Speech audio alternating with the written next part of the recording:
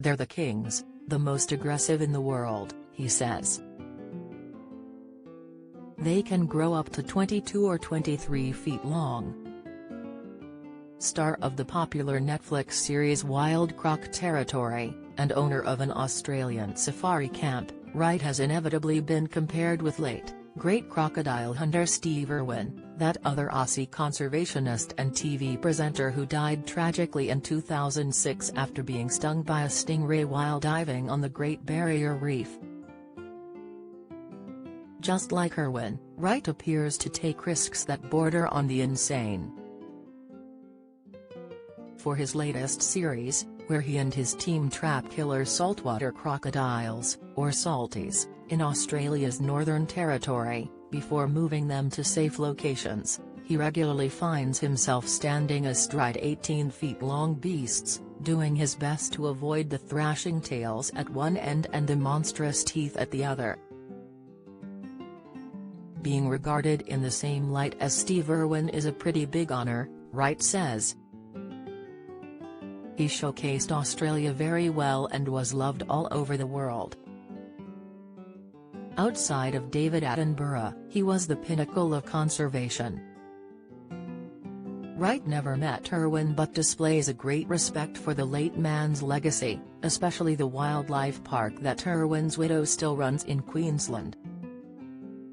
But in a way, he has taken on Irwin's mantle of teaching people about wildlife through risky animal encounters. In his latest series, Wright and his team scramble all over the tropical savannas, estuaries and floodplains of Australia's far north in search of killer crocodiles. Using helicopters, flat-bottom swamp boats, off-road vehicles and steel cages, they attempt to trap the fearsome beasts. All while the hapless reptile does its best to bite, roll or thrash its way out of trouble. Tranquilizer darts aren't practical as the crocodiles would drown in their watery environment.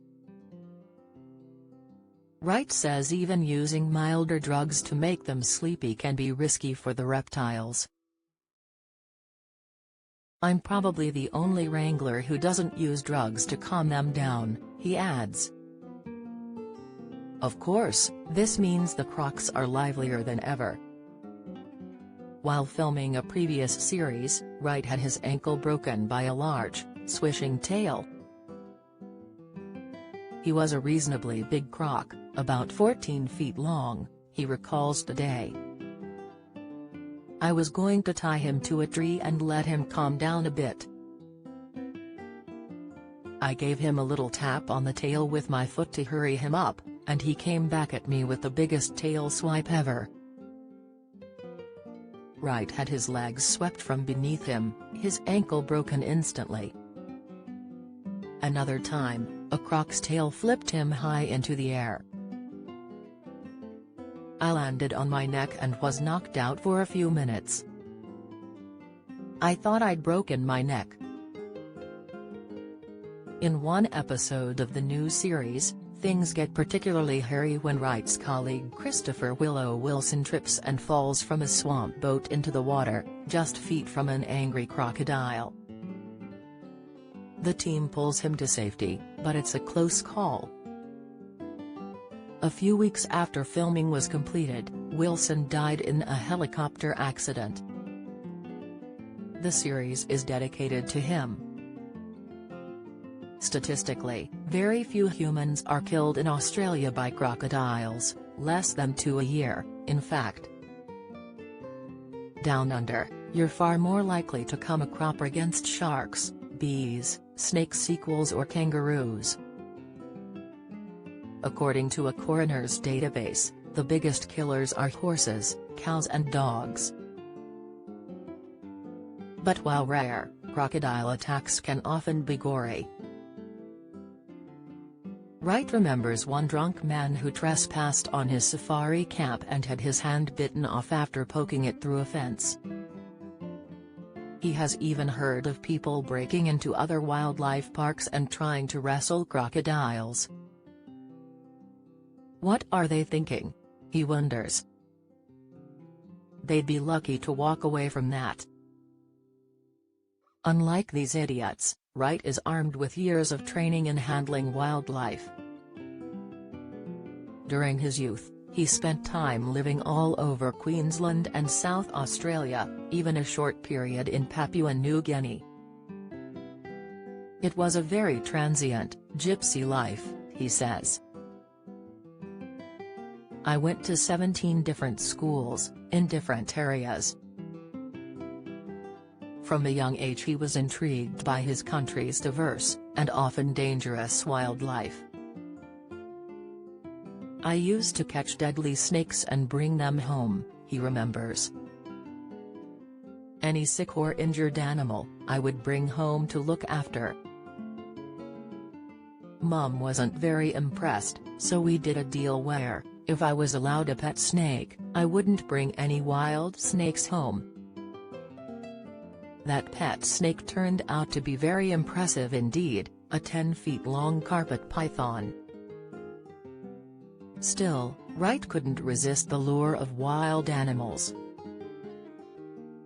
Friends would regularly spot lethal snakes in their back gardens, and their parents would understandably want to kill them off.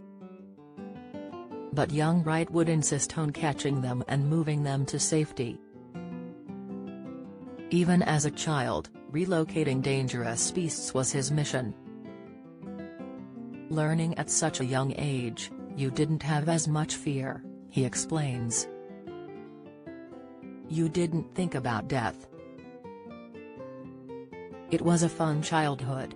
Lots of adventures to be had. After those early adventures, Wright soon moved into wrangling much larger animals. As well as saltwater crocodiles, his CV includes polar bears, wolves, bison, caribou and elk in Canada, elephants and rhinos in Africa, and elephants and orangutans in Indonesia. Despite crocodiles' deadly reputation, bears are the animals he says he is always most cautious around. A big grizzly or polar bear, if you come face to face with them, that would be the worst. In the Canadian forests one time, a woman he was working with died after a vicious attack from a black bear.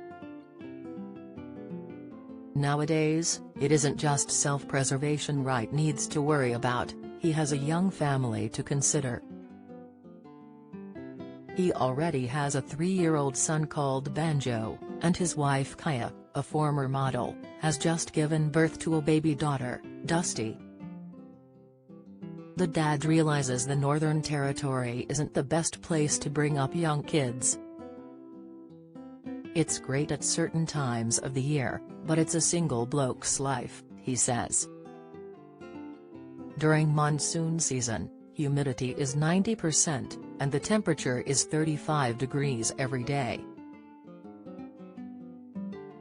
And the bugs. For the family, it can get pretty tough to live there. In the meantime, Wright is looking ahead to future wildlife adventures. Thanks to his growing global popularity, he also works as an ambassador for Tourism Australia. In Western Australia, he is planning wildlife safaris with whale sharks on the ocean reefs, and with kangaroos inland. There's even talk of a new Netflix series, but he's keeping stum on any details. As he says goodbye, at the end of the interview, he offers a handshake. Yes, all 10 digits are still intact. But for how long remains to be seen. Wild Croc Territory is on Netflix now,